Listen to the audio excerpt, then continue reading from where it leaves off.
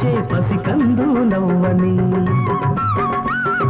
నట్టింట నడయాడే చిట్టి పువ్వు ఏదని కడుపు పండి విరబూచే పసికందు నవ్వని ఇల్లంతా వెలిగించే సిరిదివ్వే ఏదని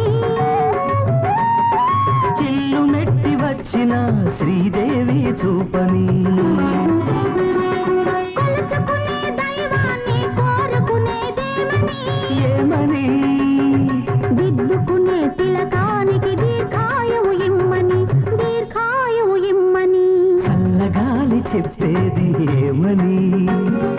చల్లగా నూరేళ్ళు ఉండమని